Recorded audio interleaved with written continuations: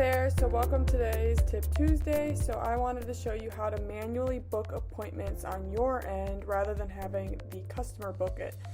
The reason why this might happen sometimes is if it's easier just for you to book it, if you're on a call rather than sending them the link, as well as if you want to override your availability or your hours, you can manually book it yourself and do that. So if we go to scheduling and calendar, and you make sure that you're on the calendar that you want, most likely it's going to be yours, and we go to the date and time that we want to manually book. So let's say that it's a Saturday. I don't have availability on Saturday, so if somebody went to book on my calendar, they wouldn't have that available to them, whereas I can book it on Saturday myself and overwrite my own rules here.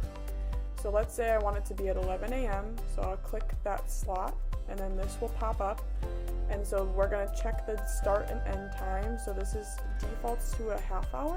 So if you want it to be an hour, we can change it to 11. So then now it'll be 10 to 11 a.m. And then the person you want to book with. So we can start typing in someone's name, and then it'll pop up. We got quite a few Melissa Blairs in here, but then it will pull in their information. So email, phone number, different things like that.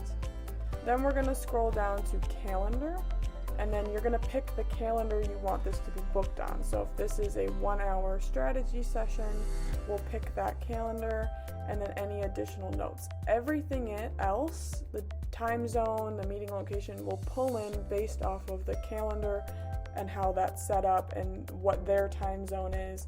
It will pull all of that in. Then we can hit save and let that load. Okay, and now you can see that it is a Cultivating Sales 1-hour meeting with Stephanie Blair.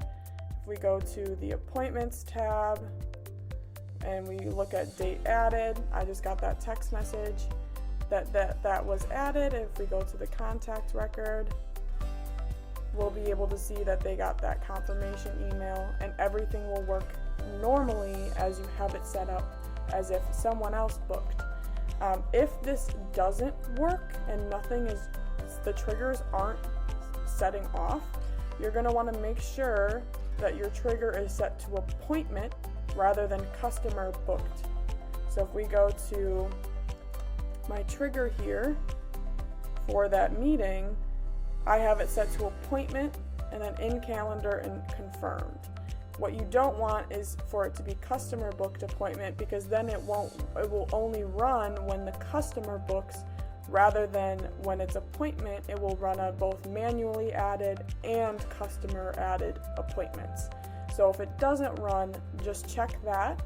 And if you have any other questions, feel free to open the question mark and submit a ticket under Contact Us, or open the live chat as well and live chat support. Thanks.